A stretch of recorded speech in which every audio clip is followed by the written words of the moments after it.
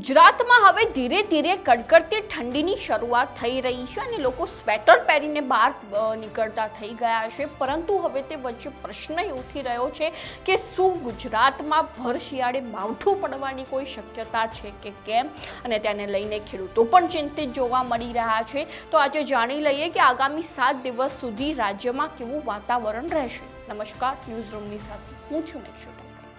ગુજરાતમાં ધીરે ધીરે શિયાળો હવે જામી રહ્યો છે, ત્યારે રાજ્યમાં આગામી 7 દિવસ વાતાવરણ સૂકું રહેવાની આગાહી હવામાન વિભાગ દ્વારા કરવામાં આવી રહી છે। ત્યારે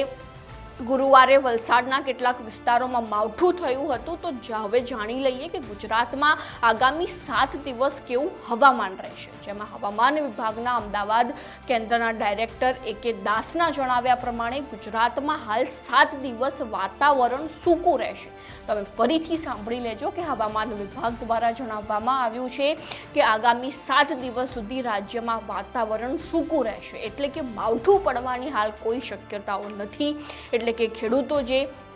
ચિંતામાં દેખાઈ રહ્યા છે કે વરસાદ પડશે, માવઠું પડશે તો અમારો પાકને કેટલું નુકસાન થશે, પરંતુ હવે તે કોઈ ચિંતા કરવાની જરૂર નથી, કારણ કે હવામાન વિભાગ દ્વારા એવી આગાહી કરવામાં આવી છે કે આગામી 7 દિવસ સુધી રાજ્યમાં વાતાવરણ સૂકું રહેશે। પરંતુ આ તો કુદરત છે, ક્યાંક છૂટો છવાયો વરસાદ પડી પણ શકે છે, પરંતુ જ્યાં સુધી હવામાન વિભાગ દ્વારા આગાહી કરવામાં આવતી હોય છે તે સાચી જ પડતી હોય છે। તો હવે આગળની વાત કરીએ તો આગામી 3 દિવસમાં 2 થી 4 ડિગ્રી તાપમાન ઘટી શકે છે, અને જે બાદ તાપમાન યથાવત રહેવાનું અનુમાન હવામાન વિભાગ દ્વારા લગાવવામાં આવ્યું છે। એટલે કે હવે ધીરે ધીરે રાજ્યમાં ઠંડીની શરૂઆત થશે, જેમાં ગુજરાતમાં ડિસેમ્બરમાં કોલ્ડ વેવની શક્યતા ખૂબ જ ઓછી દેખાઈ રહી છે। એટલે કે જે લોકો એવી શક્યતા લઈને બેઠા છે કે ભાઈ ડિસેમ્બરમાં તો કોલ્ડ વેવ જોવા મળશે, જબરજસ્ત ઠંડી જોવા મળશે, તો એવી ઠંડી જોવા નહીં મળે, પણ તીવ્ર ઠંડી જોવા મળશે। અને આગામી 5 દિવસ વાતાવરણ સૂકું રહેશે, જેમાં તાપમાનમાં 2 થી 4 ડિગ્રી ઘટાડો થઈ શકે છે, જેમાં ઉત્તર પૂર્વથી પૂર્વના પવન ફૂંકાઈ રહ્યા છે, જેમાં પશ્ચિમ સૌરાષ્ટ્રના મોટા ભાગના વિસ્તારોમાં લઘુત્તમ તાપમાન 20 અને મહત્તમ તાપમાન 30 ડિગ્રી રહે તેવી સંભાવના હાલમાં વ્યક્ત કરવામાં આવી છે, જેમાં ગુજરાતના ભાગોમાં ડિસેમ્બરની શરૂઆતમાં ઠંડા પવનો ફૂંકાઈ શકે છે, જેના કારણે 22 ડિસેમ્બરથી હાડ થીજવતી ઠંડી પડવાની શક્યતા છે। અને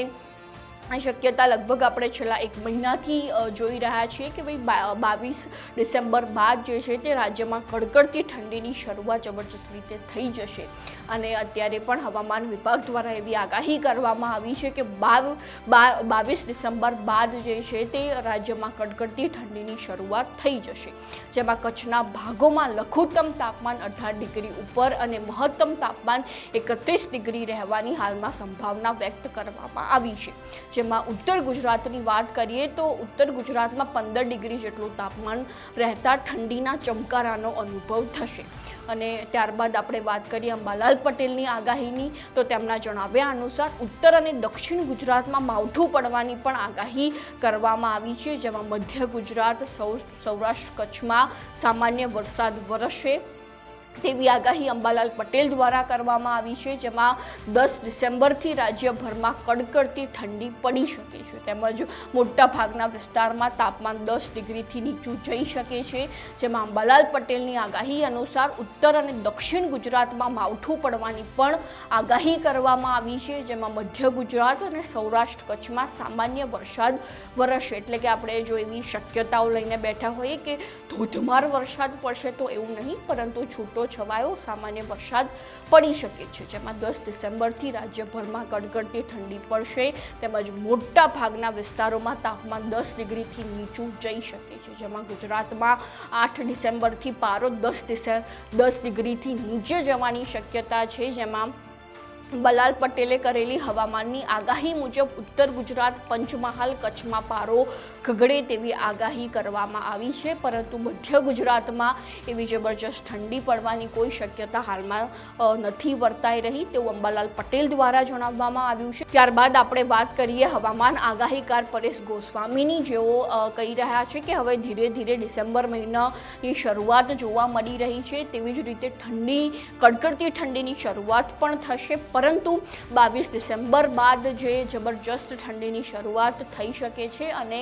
આપણને જે આ સમયગાળા દરમિયાન બેવડી ઋતુનો ક્યાંક અનુભવ થઈ રહ્યો છે કે સવારના સમય દરમિયાન જબરજસ્ત ઠંડી તેમજ સાંજના અને રાત્રિના સમય દરમિયાન કડકડતી ઠંડીનો અનુભવ થાય અને જ્યારે બપોરનો સમય એટલે કે બપોરના 1 થી 3 વાગ્યા સુધીના સમયગાળા દરમિયાન જે આપણને જબરજસ્ત ગરમીનો અનુભવ થતો હોય છે તે ગરમીનો અનુભવ હવે નહીં જોવા મળે તેવું હવામાન આગાહીકાર પરેશ ગોસ્વામી કહી રહ્યા છે